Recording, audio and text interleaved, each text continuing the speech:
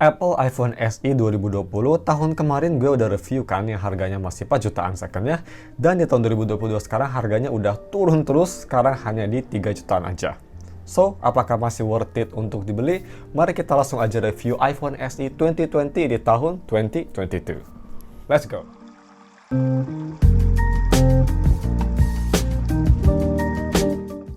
Halo guys, nama gue Gastama dari StefTech, dan ya mari kita langsung aja review si iPhone SE di tahun 2022, SE second gen ya pastinya. Seperti biasa, mari kita bahas dulu si harga dan speknya. Untuk harganya sendiri, kalian bisa beli sekarang harganya hanya di sekitar 3,6 juta, jadi itu turun exactly 1 juta ya dibanding tahun kemarin. Ini yang pastinya varian memorinya tuh 64GB, internal storage-nya, terus dia itu single SIM. Seperti biasa, kalau misalnya kalian ingin beli HP ini atau ingin wallpaper yang ada di HP ini, wallpaper Nilo, gue udah taruh link dua-duanya di deskripsi. Oke, untuk harga segitu, HP ini speknya masih sangat insane banget, pakai chipset Apple A13 Bionic sama dengan 11 Pro, dan fabrikasi sebesar 7 nanometer, terus dia punya layar 4,7 inci Retina IPS LCD dengan PPI sebesar 326, itu 720p pretty much, NVMe storage, ada NFC, ada True Tone, dual speaker, dan juga punya baterai sebesar 1821 mAh baterai, yang bisa fast charging sampai 12 watt, dan juga bisa Qi wireless charging. Oke, mari kita bahas si desain dan displaynya. Pertama, mari kita bahas untuk build, desain, dan si handling di tangannya. Yang pertama untuk build-nya, ini yang pastinya masih premium banget ya. Aluminium frame dan glass back. Masih kerasa premium, bobotnya juga kerasa enak banget di tangan. Kalau misalnya kita mau coba ukur bobotnya, kita coba ukur, ini untuk HP kecil menurut gue bobotnya lumayan berat, tapi berat in a good way. Dia tuh 147 gram, gak beda jauh sama Mi 12 Lite ya, yang HP-nya jauh lebih besar. Tapi ya, menurut gue bobot berat tuh gue suka banget untuk personal opini gue. Dan ini juga bobotnya pas banget, enak di tangan, kerasa solid banget. Untuk desain, gue bisa bilang desain belakang masih kelihatan keren banget. Apple memang desain belakangnya tuh khas banget ya. Logo Apple di tengah, dan single kameranya juga walaupun agak sedikit kampungan, sekarang kan udah banyak kameranya, tapi masih kelihatan keren menurut gue. Ya overall desain belakang masih sangat modern, yang gak modern banget yang versi desain depannya ya. Ini desain depannya memang klasik Apple banget. Yang bisa jadi itu positif, tapi bisa jadi negatif juga ya. Dia masih punya bezel yang besar banget atas bawah, dan juga untuk layarnya masih 16:9.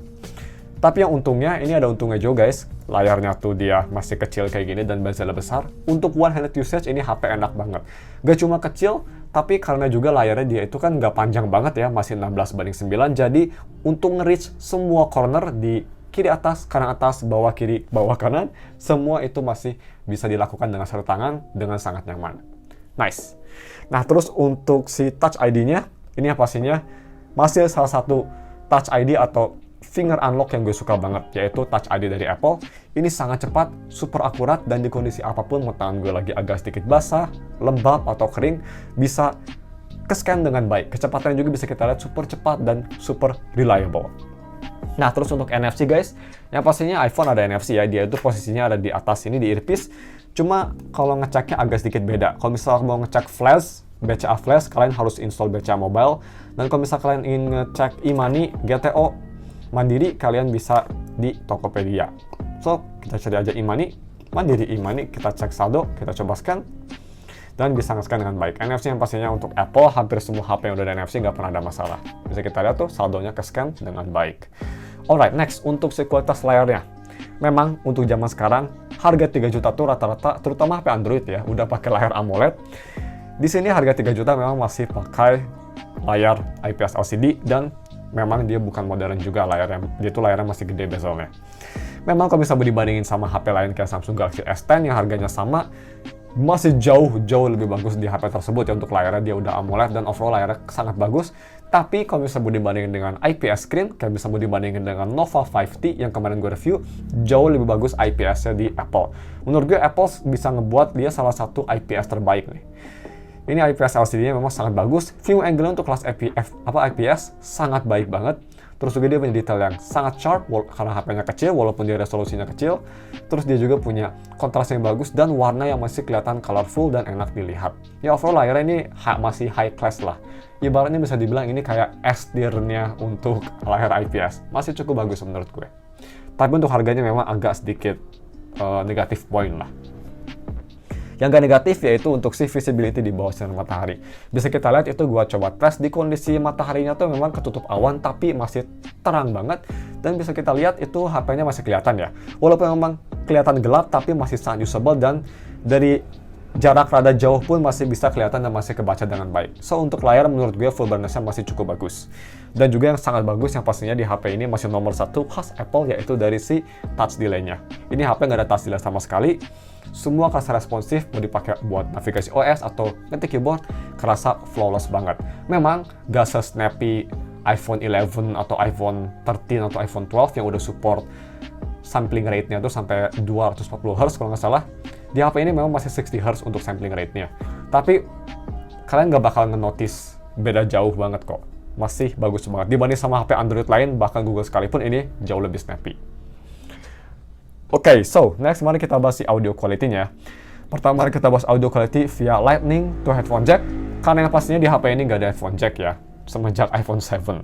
So, untuk kualitas via 3.5mm converter, gue bisa bilang ini kualitasnya sangat baik banget guys. Untuk harga 3 juta, kalau misalnya kita nggak ngebandingin sama LG V Series ya, hanya HP second lainnya dan juga HP baru, untuk harga 3 juta ini menurut gue the best deh suaranya. Dia punya suara yang lebih ke arah warm, punchy, bassnya, vokalnya juga dia kerasa bulat tapi masih crispy, enak didengar. Mid range-nya juga masih pas banget penempatannya, dan juga dia punya separasi instrumen dan soundstage yang sangat baik. Ya ini overall suaranya sangat fun lah, khas Apple, warm dan fun, tapi bassnya nggak nutupin. Gue coba tes yang pastinya pakai headphone Cos Porta Pro, itu di volume sekitar setengah lebih dikit, kayak 65-60% aja udah sangat keras. Sangat impresif juga ini amplifiernya. Ya Apple memang untuk audio sih one of the best juga. Dan ini juga nggak kalah bagusnya dari si speakernya, dia itu speakernya sudah support dual speaker, dan untuk harganya memang walaupun nggak sebaik atau sebagus Galaxy S10, ini mirip banget, 11-12 menurut gue. Dia punya suara yang sangat bagus banget, sama kayak si headphone-nya, dia suara itu lebih ke arah warm, vokalnya kerasa bulat, kerasa enak, kerasa nggak nusuk. Untuk speakernya, soundstage-nya bagus, separasi yang bagus, dan yang paling kerasa tuh dia punya bass yang menurut gue sangat punchy dan enak didengar. So untuk lebih detailnya ini dia speaker testnya, gue rekomen kalian pakai headphone biar bisa ngedengerin lebih detail. Check it out guys.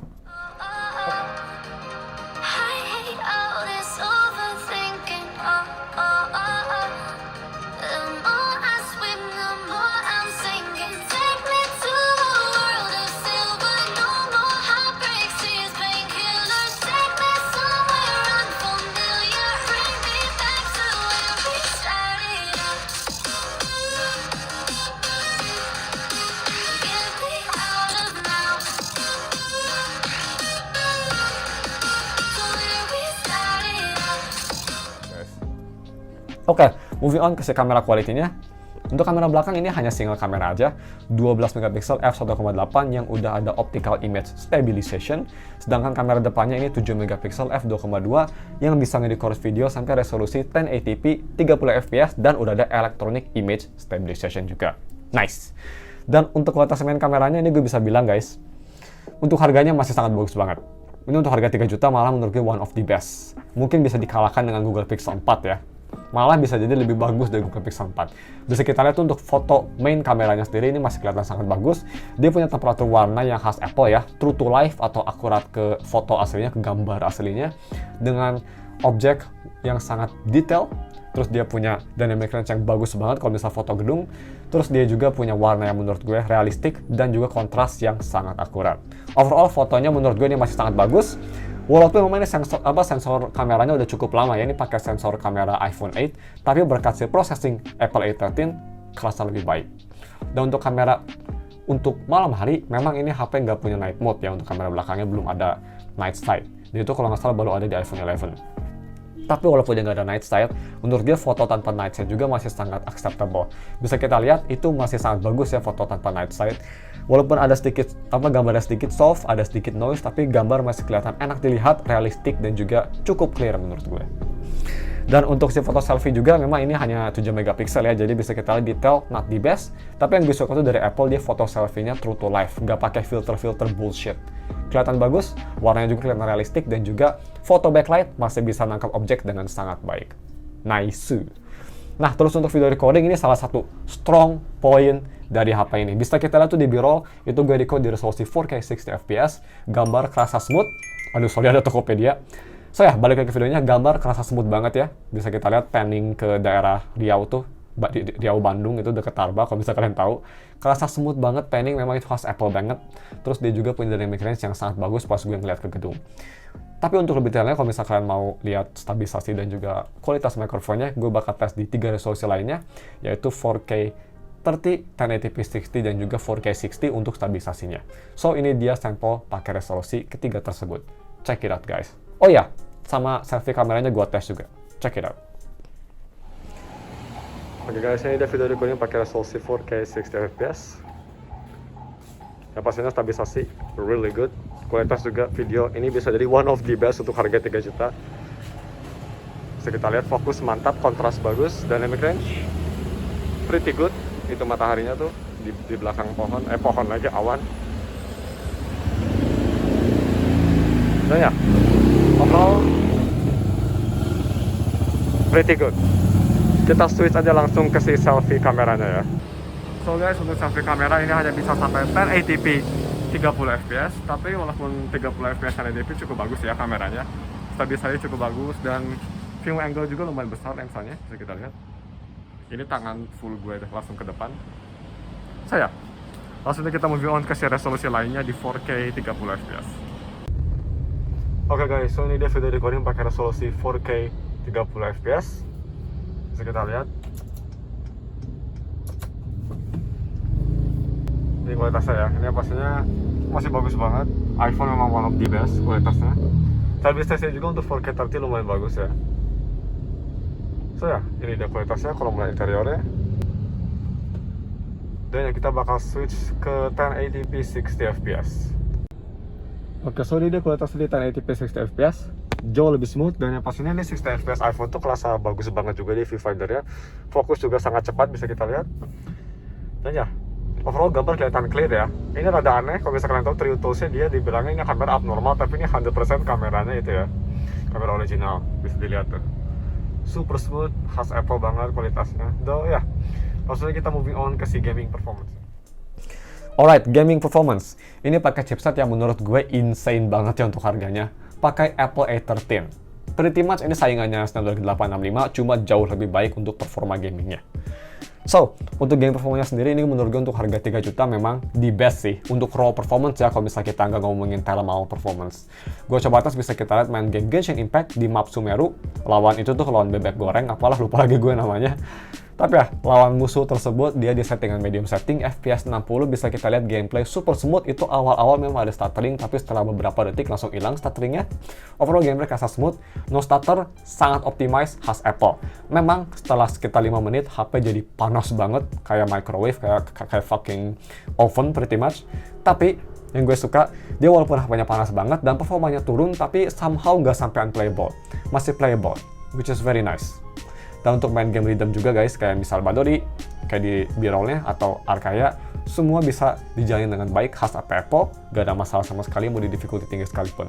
HP Apple menurut gue memang mau itu Apple iPhone atau Apple iPad atau Apple iPod, buat yang masih pakai iPod, main game rhythm di HP Apple memang sangat baik ya, dia nggak pernah ada masalah. Nomor 1 pretty much. Oke, so next kita bahas untuk si UI experience-nya, ini juga salah satu strong point dari Apple. Untuk iOS sendiri ini gue baru aja update. Ini tuh gue tuh nge-recordnya tuh di tanggal 13 September ya. Dan 12 September kemarin itu baru ada iOS terbaru, iOS 16. Dan gue sudah update ke iOS 16. Jadi ini udah iOS paling baru, bisa kita lihat dia beda ya si itunya. Lock screen-nya bisa dirubah-rubah dan juga sekarang notifikasi keluar dari bawah. Overall iOS 16 di iPhone SE, menurut gue sih ini performanya nggak ada beda dengan iOS 15. Sangat baik banget. Mau dipakai apapun, kayak launching aplikasi, multitasking, main game, semua masih kerasa smooth dan ditambah dengan fitur-fitur baru dari iOS 16, itu makin enak banget pakai iPhone SE. Masih sangat bagus banget, gak ada performance downgrade pas upgrade iOS. Dan yang bikin keren lagi, karena ini pakai chipset yang lumayan powerful ya, HP ini gue bisa jamin masih bisa disupport sampai 2, 3, atau 4 tahun ke depan. Kalau misal Apple sampai 4 tahun, mungkin iPhone 11 ini yang pasti dapat. Jadi kalau misal iPhone 11 dapat update sampai misal 4 tahun ke depan, HP ini pasti dapat karena dia pakai chipset yang sama. Tapi gue suspek sih HP ini bakal dapat update sampai 3 tahun ke depan. Yang sangat insane banget menurut gue untuk harganya. HP Android gak ada yang bisa ngalahin pretty much. Oke, dan untuk si Wi-Fi-nya buat yang penasaran, ini pretty much Wi-Fi L1 ya. Apple semua HP-nya kan flagship, jadi sudah Wi-Fi L1. Last but not least, battery life-nya. Yap, ini dia salah satu kelemahan besar dari HP ini, yaitu baterainya. Dia baterai itu hanya kecil banget ya, 1821 mAh baterai aja. Dan dia itu hanya bisa fast charging sampai 18 watt. Yap, dia pakai chipset yang sangat power hungry, tapi baterainya sangat mini. Tapi untuk ketahanan baterai menurut gue Apple cukup ngeoptimisasi cukup bagus, tapi memang agak gak sebagus HP-HP zaman sekarang ya pastinya. Untuk pemakaian gue yang hanya sosial media, nonton YouTube, dan juga balas-balas komen di YouTube, itu memang hanya dapat screen on time kira-kira sekitar 4,5 sampai 5 jam aja. Ya jadi kira-kira hanya tahan 3/4 hari lah, gak sampai 1 hari full. Tapi menurut gue itu wajar banget ya. Dan untuk si battery health-nya nih, kalau misalnya kalian penasaran, gue tuh battery health-nya ada di 90%. Tuh bisa kita lihat, battery health di 90%. Jadi masih cukup healthy ya, dia di 90%. Jadi ya, menurut gue sih baterai masih cukup oke. Untuk size yang kecil, badannya yang tipis, baterai yang kecil, dapat SOC segitu masih cukup solid lah. At least masih lebih bagus daripada Z Flip 3 gue. Dan ya untuk si charging speed-nya sendiri, ini memang salah satu yang agak sedikit aneh ya. Dan itu charging speed-nya agak sedikit lama. Gue cas pakai fast charger, dari 20% sampai 100% itu butuh waktu kira-kira sekitar 2 jam lebih dikit. So ya, fast charging agak sedikit lama. Tapi menurut gue it's okay lah, buat nge-preserve baterainya kayaknya si Apple. Dan ya mungkin cuma segitu aja si video reviewnya. Langsung aja kita kasih konklusinya. Apakah gue rekomend kalian beli iPhone SE di tahun 2020? Di tahun, salah lagi, iPhone SE 2020 di tahun 2022 maksud gue. Apakah worth it? Untuk harganya gue bisa bilang kalau misalnya kalian gak peduli sama desainnya agak tua dan baterai, ini HP sangat insane banget value-nya guys. Dia punya kamera yang menurut gue insane banget, terutama untuk video recording, ini pretty much bagus banget untuk video recording, sangat-sangat bagus. Punya gaming performance yang one of the best di harganya, sangat kenceng, sangat optimized. Terus juga dia punya build yang sangat premium, speaker yang sangat bagus, dan yang paling bagus menurut gue nomor 1 selling point-nya itu dari si software support-nya. iOS sangat strong, ini bisa sampai 3 tahun ke depan pretty much. Very nice. Dan ya, seperti gue bilang, hanya 2 kelemahan yang ini kerasa besar banget, yaitu dari desainnya yang sangat tua, dan juga dari si overall battery life-nya yang memang agak kurang bagus. Tapi kalau misalnya kalian gak peduli sama hal tersebut, ini HP worth the value. Terutama kalau misalnya kalian nyari HP compact ya, ini HP enak banget di tangan. Untuk satu tangan enak banget. Tapi kalau misalnya kalian mau HP compact yang mahal banget ya iPhone 13 mini aja. Menurut gue itu lebih worth it. Tapi memang harganya kayak berapa kali lipat itu. Sekitar 4-5 kali lipat. So, itu bukan apples to apples. Anyway, mungkin coba segitu aja video reviewnya. Kalau misalnya kalian ingin beli HP ini dan juga ingin wallpaper Milau yang ada di HP ini, gue udah taruh dua-duanya linknya di deskripsi. Alright, mungkin cuma segitu aja videonya. Jangan lupa like dan subs. Thanks for watching. We'll see you in another video.